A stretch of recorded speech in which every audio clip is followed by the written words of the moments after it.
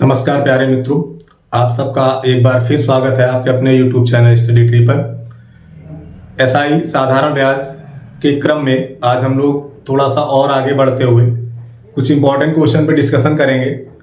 यहाँ पर आप देख रहे हैं कि एक ही स्लाइड में दो क्वेश्चन लिखे हुए हैं। मैंने दो क्वेश्चन इसलिए लिखे हैं कि दोनों लगभग दिखने में सिमिलर है और बहुत सारे लोग इसमें कंफ्यूज हो जाते हैं और एक ही तरीके से दोनों लगा देते हैं, जिससे क्वेश्चन के आंसर क्या हो जाते हैं, गलत हो जाते हैं। बात समझ रहे हैं? और ऐसे क्वेश्चन एग्जाम में आपको मिलेंगे भी। मैंने आपको पहले ही बताया है कि मैं वही पढ़ाऊंगा जो एग्जाम में आएगा। मैं ज्यादा फर्जी की चीजें नहीं पढ़ाता हूं, आपको वही पढ़ना है जो एग्जाम में आता है। सिलेक्शन पाने का सबसे अच्छा तरीका यही है कि पढ़ो उतना जो आए पेपर में। ठीक है, ज्ञानी नहीं बनना है, मुझे पहला काम है किसी तरह से सिलेक्शन पाना। ठीक है, तो उसी चीज के क्रम में हम दो क्वेश्चन को सेम एक साथ इसलिए रखे हैं कि एक को पढ़ेंगे तो वहां परसेंटेज की बात कर रहा है, तो दूसरे पे पढ़ रहे हैं तो समय की बात कर रहा है। जैसे देखो क्या लिखा हुआ है, कोई धन 10% की दर से 400 रुपए हो जाता है तथा 5% की दर से 250 रुपए हो जाता है। आपको निकालना मूलधन तथा समय। सेकंड में देखो क्या लिखा है, कोई धन निश्चित ब्याज की दर से 5 वर्ष में 250 रुपए हो जाता है और 10 वर्ष में 400 रुपए हो जाता है। तो धन व ब्याज की दर ज्ञात करें। दोनों में डाटा सेम इसीलिए लिया है कि आपको समझ में आ जाए। बाकी आप प्रैक्टिस के समय अलग अलग डाटा के साथ अलग अलग क्वेश्चन कराया जाएगा, लेकिन ये साथ में है तो आप भी कोशिश करना, अगर कोई नोट्स बना रहा है तो राइट डाउन करते समय दोनों क्वेश्चन एक साथ लिखे रहे। ठीक है, चलो पहले इसको देखते हैं। जैसे क्वेश्चन क्या है, 10% की दर से 400 हो जाता है, यानी 10% जब आपका था तो ये हो जाता है कितना, 400, और जब 5% था तो ये हो जाता है 250। बात समझ गए? कोई दिक्कत है यहां तक? हमें कुछ नहीं करना, दोनों का डिफरेंस लेना है। तो देखो 5% बराबर कितना मिलेगा भाई, 150। तो 1% की वैल्यू कितनी हो जाएगी, 30। ये जो 1% 30 निकला है, यही 30 हमारा समय है। यही 30 हमारा क्या है दोस्त, समय। इसी को आप कर सकते हैं 30 वर्ष। ये आपका पहला हो गया। समय पूछा था, समय निकल गया। कुछ लोग के मन में शंका होगी कि परसेंटेज तो हमें दर को बताता है और आप कह रहे हैं कि ये समय है, तो इसका थोड़ा सा डिस्क्रिप्शन देख लीजिए, फिर आपके मन से जो शंका है वो हट जाएगी। देखो मैं ये मान के चल रहा हूं कि जो टाइम है वो टी है। टाइम क्या है, टी है, और क्वेश्चन में एकदम फिक्स है कि समय दोनों के लिए सेम है। तो जब टाइम टी है भाई, तो 10% के लिए देखो 10 टी ब्याज मिलेगा कि नहीं, जैसा पिछली क्लास में हमने पढ़ा है। मिलेगा सर? 10% के लिए कितना मिल जाएगा, 10 टी मिल जाएगा। 10% के लिए आपको ब्याज मिलेगा 10 टी। उसी तरह 5% पर आपको ब्याज मिलेगा 5 टी मिल जाएगा। हो जाने का मतलब मिश्रधन दिया जाता है। इसका मतलब यहां से आपको मिश्रधन मिलेगा 100 प्लस 10 टी मिलेगा। यहां से मिश्रधन मिलेगा 100 प्लस 5 टी। कोई दिक्कत है यहां तक? इतना क्लियर है? तो इसको ऐसे लिख सकते हो ना, 100 प्लस 10 टी इक्वल टू 400, क्योंकि मिश्रधन कितना दिया गया इस पर, 400। और वहीं पर जब ये 5% था तो आपको 5t जोड़ना पड़ेगा और ये हो जाएगा 250। अगर दोनों का डिफरेंस में देखो 100 से 100 कैंसिल हो जाएगा। डिफरेंस लेने पे 100 से 100 क्या होगा, कैंसिल हो जाएगा। ये इधर घटाओगे 5t बचेगा, यहां से आ जाएगा 150। देखो t बराबर कितना मिल गया, 30। तो आप बात समझ गए होंगे आई होप कि अगर मैं वहां पे समय लिख दिया हूं डायरेक्ट तो क्यों लिखा हूं, ये कैलकुलेशन को जल्दी करने के लिए लिखा गया। ठीक है, बात समझ गए? अब जब t बराबर मिल गया है कितना, 30। अब ध्यान देना, सेम पुराना कॉन्सेप्ट लगा दो जो पीछे पड़े हुए हैं। अगर 30 वर्ष है और इसको मैं अगर 10% से करूं तो ब्याज मुझे देखो 30 वर्ष कै परसेंट, 10%, तो ब्याज कितना होगा दोस्त, 300% हो जाएगी नहीं? पीछे आप पढ़े अभी, ब्याज कितना हो जाएगा, 300%। अगर ब्याज है 300% तो मिश्रधन कितना हो जाएगा, मिश्रधन कितना हो जाएगा, 400%। होगा कि नहीं? मिश्रधन कितना हो जाएगा, 400%। अब देखो 400% की वैल्यू भी किसके बराबर होगी, 10% वाले मिश्रधन के बराबर ना। तो 400% की जो वैल्यू है वो किसके बराबर हो जाएगी, 400 के। तो 1% की वैल्यू किसके बराबर होगी? 1 के। प्रिंसिपल ऑलवेज 100%, तो मूलधन कितना हो जाएगा भाई? 100 हो जाएगा। मूलधन कितना हो जाएगा? 100 हो जाएगा। तो 100 रुपए और 30 वर्ष आपका आंसर हो जाएगा। बात समझ गए? चलो इधर साइड दूसरा क्वेश्चन देख रहे हैं जो इसमें समय के साथ लिखा है। सेम कॉन्सेप्ट यही लगाना है, समय में खाली थोड़ा सा चेंज करना होता है। देखो क्या लिखा है कि 10 वर्ष में बड़ा वाला समय ऊपर लिखना है। 10 वर्ष में कितना हो जाएगा भाई? 400। और 5 वर्ष में कितना हो जाएगा? 250। तो देखो 1 वर्ष में कितना मिलेगा? सॉरी, घटाने पे 5 आएगा ना, पहले घटा दीजिए। घटाने पे कितना आ जाएगा? 5। तो 5 वर्ष में हो गया 150। तो 1 वर्ष में कितना हो जाएगा? 30। 1 वर्ष में कितना हो जाएगा? 30 रुपए। अब ध्यान दो यहां पे क्या करना होता है। आपको पता है साधारण ब्याज हर वर्ष समान होता है, क्लियर है? तो अगर 1 वर्ष में 30 है तो 2 वर्ष में 60 होगा, 3 वर्ष में 150 होगा। इसको करने के लिए क्या करते हैं, इन दोनों समय में से किसी एक समय पर आप ब्याज निकाल लीजिए। तो जहां पे गुणा कराना आसान हो वहीं पे ब्याज निकालिए। अब जैसे मैं 10 वर्ष पे निकाल लूं तो भाई 1 वर्ष में अगर 300 मिला तो 10 वर्ष में ब्याज कितना हो जाएगा? 300, है ना? 1 वर्ष में 30 तो 10 वर्ष में 300। अब ध्यान दो 400 मिश्र धन है, 300 ब्याज है। तो दोस्त यहां से घटाने पे जो मिलेगा वो हमारा मूलधन हो जाएगा। तो मूलधन हो गया 100 रुपए। मूलधन कितना हो गया? 100 रुपए। अब बात आती है कि दर यानी रेट क्या होगी। ठीक, तो देखो 1 वर्ष में ब्याज कितना मिल रहा था? 30। 1 वर्ष में ब्याज कितना मिल रहा है? 30। ये देखो तो 100 का कितना परसेंट 30 होगा? सीधे निकाल सकते हो। और जिसको पता है वो डायरेक्ट 30% लिख सकता है। तो आर बराबर डायरेक्ट आपको कितना मिल जाएगा? 30। और जिसको नहीं पता है वो यहाँ पे पीआरटीए पान 100 लगा सकता है। मैंने कहा था ना जहां जरूरत पड़े वहीं हल्का सा लगाना है। अब जब पीआरटीए पान 100 लगाते हो तो एसआई बराबर होता है ना, तो एसआई देखो कितना है? 30। एसआई कितना है? 30। मूलधन कितना मिला है? 100। समय 1 वर्ष, क्योंकि 1 वर्ष का ब्याज लिखे ना। और टाइम कितना है? सॉरी, हाँ टाइम 1 हो गया। रेट कितना होगा निकालना है, बट्टे में कितना होता है? 100। 100 से 100 खत्म, तो रेट कितना आ गया? 30%। बात समझ गए? दोनों क्वेश्चन में डिफरेंस समझिएगा। वहां आपको डायरेक्ट चीजें मिल जाती हैं, यहां पे आपको चीजें डायरेक्ट नहीं मिल रही। यहां पे 1 वर्ष निकालने के बाद जितने वर्ष पे निकालना उससे मल्टीप्लाई करते जाना। ठीक है, चलो अगला क्वेश्चन देखो।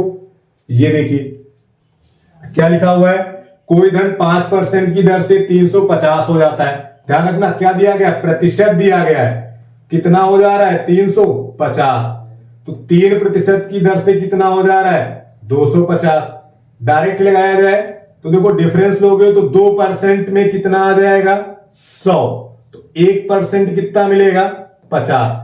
ये जो हमें 1 पर मिला है यही हमारा ईयर का काम करेगा, यही हमारा समय का काम करेगा। क्योंकि पीछे भी हमने डिस्क्रिप्टिव किया था तो वहां पे जो वैल्यू 1 की आई थी वो हमें किसकी मिल रही थी? समय की मिल रही थी। बात समझ गए यहां तक? जब मुझे समय मिल गया है, ठीक, अब देखो क्या करना है। अब हमें किसी एक समय पर मिश्रधन निकालना है। किसी भी समय पर आप निकाल लीजिए। मिश्रधन क्यों निकालना है? क्योंकि लिख रहा ना इतने रुपए हो जाता है। ठीक, तो अगर टाइम 50 है, देखो एक तो 50 मिल ही गया, आप टिक कर सकते हैं, लेकिन ये भी ये ऑप्शन है तो इसलिए चेक करना पड़ेगा। तो अगर मैं इस ईयर पर 5% की दर से ब्याज लगा दूं, इस 50 साल पर कितने परसेंट से? 5% से लगा दूं तो कितना हो जाएगा? 250। और ये हमारा क्या होगा? ब्याज होगा। क्या होगा? ब्याज होगा। पहले क्लास में बताया ना आर इंटू टी हमेशा ब्याज देगा। जब ब्याज हो गया तो अगर हमें मिश्रधन बनाना है तो 100 प्लस करना पड़ता है, तो मिश्रधन हो गया 350%। ये 350 लिखा है, ये हमारा किसका काम करेगा? मिश्रधन का। और 5% पर मिश्रधन हो कितना जाता है? 350, यानी कि 350 बराबर 350 के, तो 1% की वैल्यू कितनी आएगी? 1 के। और प्रिंसिपल ऑलवेज 100%, तो 100% की वैल्यू कितनी हो जाएगी दोस्त? 100 रुपए। यही 100 रुपए हमारा किसका काम करेगा? मूलधन का। और ये जो 50 निकला है ये हमारा समय होगा। बात समझ गए? कोई दिक्कत है?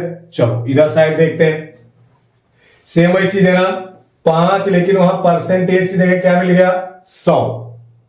परसेंटेज था, यहां समय हो गया। 5 साल में 350 हो जाता है और 3 साल में 250 हो जाता है। समझ गए? अगर मैं डिफरेंस लूं तो 2 साल में कितना मिलेगा भाई, 2 का अंतर आएगा ना, 2 साल में 100, तो 1 साल में कितना ब्याज मिल रहा, 50। 1 साल में कितना ब्याज मिल रहा है, 50। बात समझ गए?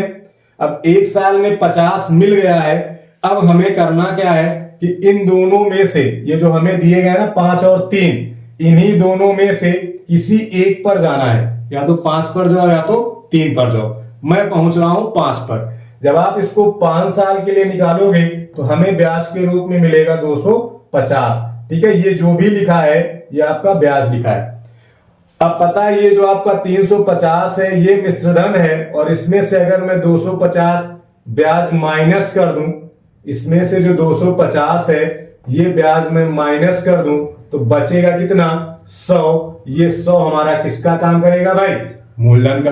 जो 100 रुपए बचा है ये हमारे लिए क्या है, मूलधन है। अब 100 रुपया हमें क्या मिल गया, मूलधन मिल गया।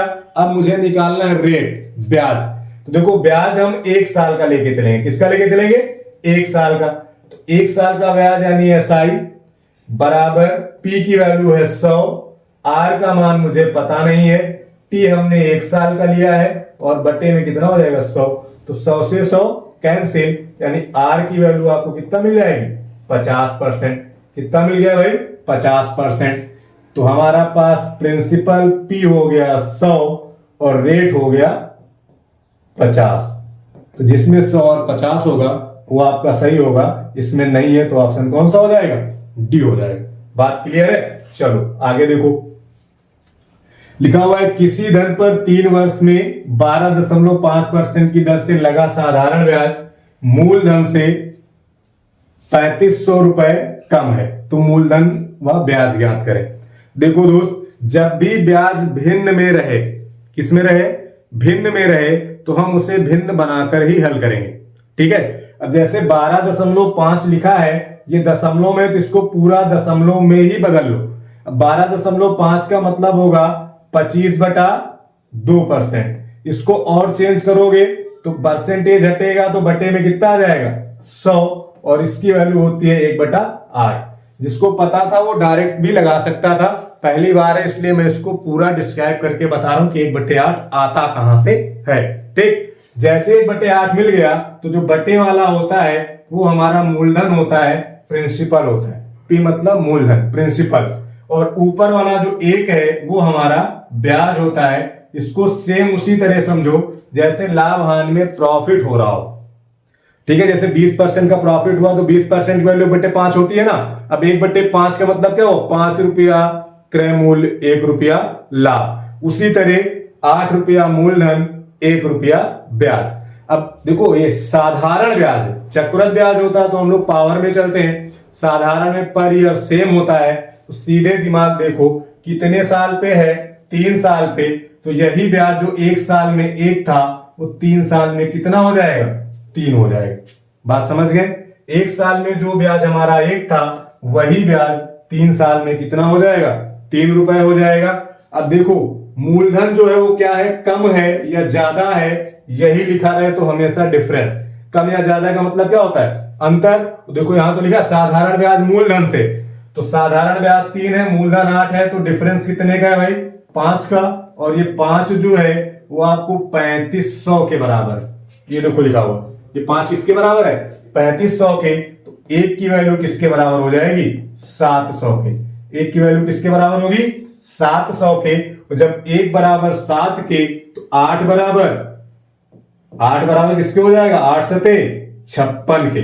8 बराबर किसके होगा, 8 सते 56 के। और 3 बराबर किसके होगा, 1 पे नहीं निकालेंगे हम लोग, किस पे निकालेंगे, 3 पर, क्योंकि ऊपर वाला ये जो लिखा है ये 1 साल का है, और हमारे पास जो क्वेश्चन में दिया गया वो कितने साल का है, 3 साल का है। तो इसीलिए हम लोग 3 साल वाले से निकालते हैं। तो प्रिंसिपल आपको मिलेगा 56 और ब्याज मिलेगा 21, यानी पहला ऑप्शन आपका सही हो जाएगा। बात क्लियर है दोस्त, कोई दिक्कत है इसमें, बहुत आसानी से लग गया ना। प्रैक्टिस करेंगे और तेज आएगा ये। चलो अगला क्वेश्चन देखो क्या लिखा है। किसी धन पर 4 वर्ष में 33 से 1/3%, तो 33 से 1/3% की वैल्यू होती है 1/3। ठीक, इसका मीनिंग क्या हुआ, 3 रुपए मूलधन 1 रुपए ब्याज। बात समझ गए।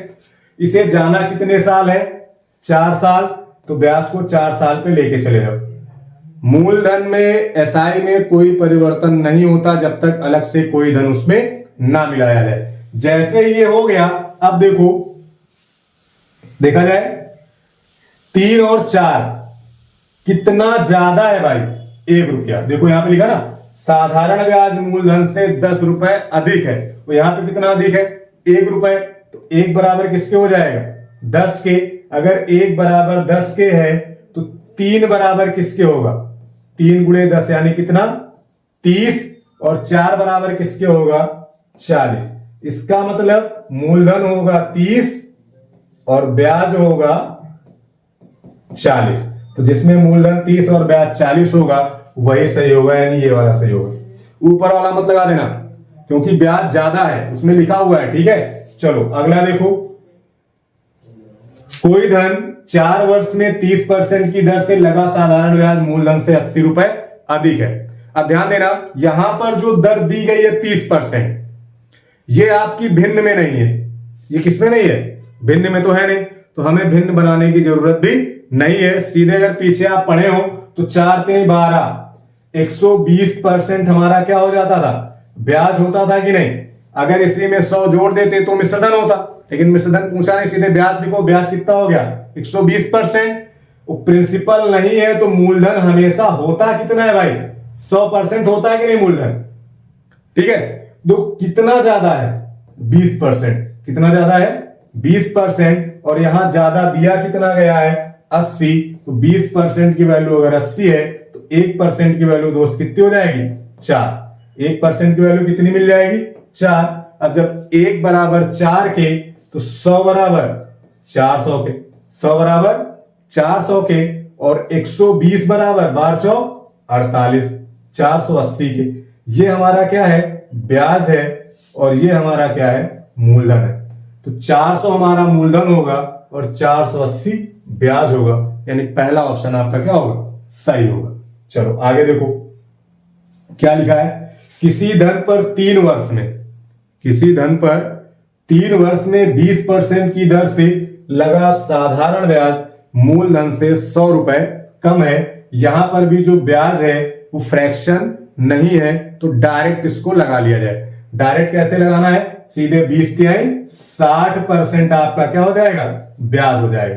60% क्या हो जाएगा, ब्याज हो जाएगा।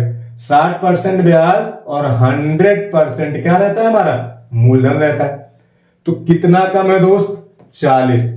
40% कम है कि नहीं। और यह 40% किसके बराबर है, 100 के। 40% किसके बराबर है, 100 के। अगर मैं इसको हल कर दूं तो 20 दून 40 और 20 पंचे 100। 2% की वैल्यू किसके बराबर होगी, 5 के। जो थोड़ा अच्छे से जानते हैं वो डायरेक्ट कर सकते थे, 20 बना दो 60 हो जाएगा, इधर 50 से गुणा कर दो 100 हो जाएगा। जिसको नहीं पता वो सीधे 1% बराबर लिखेगा 5/2। जब 1% बराबर 5/2 के है तो इस 100% की वैल्यू कितनी हो जाएगी, 500/2, मतलब 250। यहां कितना है, 60। 60 का मतलब 300/2, 5 से गुणा 2 से भाग, यानी कितना, 150। तो ये हो गया ब्याज और ये हो गया मूलधन। बात समझ गए, एक हमारा ब्याज हो गया, एक हमारा मूलधन। तो ये वाला आंसर आपका क्या हो गया, सही हो गया। ठीक है, अगला क्वेश्चन देखो। हाँ, अगला क्वेश्चन ये लिखा है कि 18,750 रुपए एक आदमी अपने 2 बेटों के बैंक खाते में इस प्रकार डाल देता है कि वे जब 18 वर्ष की आयु में बराबर राशि प्राप्त करते हैं। ठीक है, यदि उनकी आयु 12 वर्ष और 14 वर्ष है तो बड़े बेटे का हिस्सा क्या होगा। बहुत आसान क्वेश्चन है। देखो ऐसे क्वेश्चन में थोड़ी सी लैंग्वेज भी चेंज होती है, तो जो लैंग्वेज चेंज होगी वो क्वेश्चन अगले क्लास में मैं पक्का कराऊंगा। चेंज बस यहीं पे होता है, जहां पे लिखा ना बराबर राशि प्राप्त करते हैं वहां पे लिख दिया जाता है बराबर ब्याज प्राप्त करते हैं, बस थोड़ा सा ही डिफरेंस होता है। तो मैं अगली क्लास में उसको देखूंगा। भी पहले इस वाले को देखते हैं। जब भी ये क्वेश्चन आए तो सबसे पहला काम आपका है कि किस समय उनको राशियां समान मिल रही हैं या फिर किस समय उनको समान ब्याज मिलेगा। तो जो समान समय पे ब्याज या राशि मिले वो समय कौन सा है? 18 साल। तो आप सीधे 18 साल एक जगह लिख दो। ठीक, फिर आप लिखो कि एक की उम्र कितनी है? 14 वर्ष और दूसरे की उम्र कितनी है? 12 वर्ष। बात समझ गए? यहां तक कोई दिक्कत है? इतना क्लियर है? अब ध्यान देना, अगर इनके लिए गैप देखा जाए तो 4 साल का है और इनके लिए गैप देखा जाए तो 6 साल का है। ये चीज तो है, यहां तक कोई दिक्कत है? रेट दोनों के लिए कितना है? 5% है, यानी 5% यहां भी है और 5% यहां भी है। तो देखो 5% कितने साल? 4 साल। 5% कितने साल? 6 साल। जब 4 साल लगा तो 20% ब्याज मिला, 6 साल लगा तो 30%। ये दोनों ही चीजें क्या है? हमारी ब्याज है। दोनों ही चीजें हमारी क्या है? ब्याज है। तो जब दोनों चीजें ब्याज की हैं तो आपको पता है हमें दिया गया है मिश्र धन। क्या दिया गया है? मिश्र धन। ना राशि बराबर हो रही, अगर यहां पे ब्याज बराबर होता तो मैं ब्याज को इक्वल करता, लेकिन राशि बराबर है, इट मींस हम लोग मिश्रधन को इक्वल करेंगे और मिश्रधन बनाने के लिए 100 क्या कर देंगे भाई? जोड़ देंगे। 100 क्या करेंगे? जोड़ेंगे। तो ये बन जाएगा 120%, ये बन जाएगा 130%। इसको मान लो ये ए का था, ये बी का था, तो अगर दोनों बराबर हुए तो परसेंटेज से परसेंटेज खत्म, 0 से 0 खत्म, यानी ए के बटे में जब आप बी लिखेंगे तो मिल जाएगा 13 के बटे में 12। बात समझ गए? इसका मतलब ए के हिस्से में 13 और बी के हिस्से में 12। क्लियर है? कोई दिक्कत यहां तक? ए के हिस्से में 13 और बी के हिस्से में 12। चलो, जब ये बन गया तो हमें टोटल दिया गया। इसको रेशियो में भी ऐसे लिख सकते हैं, एग्जाम में रेशियो पूछे तो सीधे लिखना ए और बी का रेशियो कितना है? 13 और 12। ठीक, लेकिन वहां लिखेगा बड़ा बेटा और छोटा बेटा। तो देखो बड़ा बेटा 14 साल किसकी तरफ है? ए की तरफ, तो बड़ा बेटा ए होगा। 12 साल किसकी तरफ है? बी की तरफ, तो छोटा बेटा कौन होगा? बी। तो बड़े और छोटे का अनुपात है 13 और 12। टोटल कितना हो जाता है? 25। टोटल कितना हो जाता है? 25। और 25 बराबर दिया कितना गया है भाई? 18,750। यही तो दिया गया है। तो एक की वैल्यू निकालो, 25 से कट जाएगी, लास्ट के 2 अंक 25 से कट रहे हैं।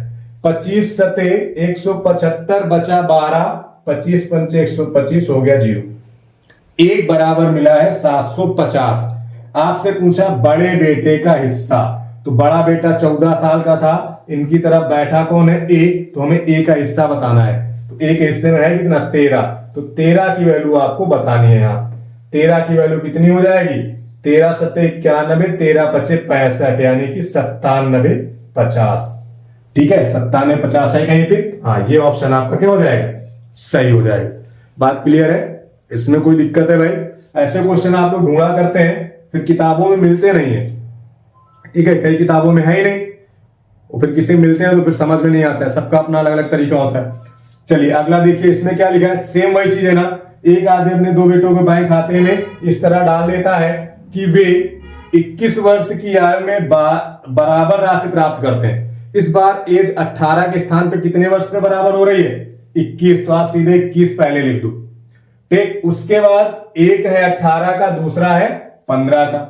एक भाई साहब 18 साल के हैं और दूसरे भाई साहब 15 साल के हैं। अब इनके बीच का एज डिफरेंस देखो कितने साल का हो रहा है। यहां से इनको मिलेगा 3 साल समय और इनको कितना मिलेगा? 6 साल समय। ये तो मिलेगा। रेट कितनी है? 10%। इनके लिए भी 10 है और इनके लिए भी 10 है। क्लियर? जब 10 ही 10 है तो देखो इनके लिए ब्याज मिलेगा 10 तिहाई 30%, इनके लिए ब्याज मिलेगा 60%। यहां तक कोई दिक्कत है? यहां पे पढ़ना, बराबर राशि मिल रही है, ना कि ब्याज। राशि मिल रही मतलब मिश्रधन तो मिश्रधन करने के लिए हमें जोड़ना पड़ेगा 100, तो 130 इन पे हो जाएगा, 160 इन पे हो जाएगा। दोनों बराबर है तो बड़ा बेटा मान लो ए था, ये बी थे, और दोनों क्या है, बराबर है। 0 से 0 खत्म हो जाएगा। तो देखो ए और बी का जो रेशियो मिल जाएगा वो मिल जाएगा 16 और 13। जो जिसके सामने होता है वही उसका मान होता है। तो ए के सामने देखो ये है और बी के सामने ये है, इक्वल के उस पार की वैल्यू देखी जाती है। ठीक है, अब देखो ये जब मिल गया तो टोटल हमारा कितना हो गया, 29। तो टोटल है कितना, 58। टोटल कितना है भाई, 58 क्या हजार। तो एक की वैल्यू कितनी मिल जाएगी, 2000। 29 दूने 58, एक की वैल्यू हो गई 2000। आपसे पूछा छोटा बेटा का हिस्सा, छोटा कितने का था, 15 साल वाला छोटा था ना। अब 15 साल वाले के सामने लिखे किसको आप, बी को। तो बी का हिस्सा कितना है, 13। तो अगर 1 बराबर 2 के तो 13 बराबर किसके हो जाएगा, 13 गुणे 2, यानी कि 13 दूनी 26,000 आपका इसका आंसर हो जाएगा। कितना हो जाएगा भाई, 26,000। कहीं दिख रहा है, हाँ ये ऑप्शन आपका क्या होगा, सही हो जाएगा। बात समझ गए, कोई दिक्कत है इसमें, इतनी बात क्लियर है, कोई समस्या हो तो बताएं। ठीक है, तो ये इतने इंपॉर्टेंट क्वेश्चन थे, इसको आप एक बार लिखना, राइट डाउन कर लेना किसी नोट्स में, क्योंकि ये क्वेश्चन बार बार आप ढूंढते रहेंगे तो जरूरी नहीं है आपको किसी किताब में मिल भी जाए। ठीक है, तो कोशिश करना ये सारे क्वेश्चन जो भी आपको बताए जा रहे हैं वो कहीं ना कहीं राइट डाउन करके लिख लेना, और एक बार एग्जाम देने जब जाएं या एग्जाम की डेट आ जाए तो उसको रिवाइज जरूर कर लेना। ठीक है, तो बने रहिए इसी तरह के मोस्ट इंपॉर्टेंट क्वेश्चन जानने के लिए हमारे अपने यूट्यूब चैनल स्टडी ट्री पर। Thank you and good luck.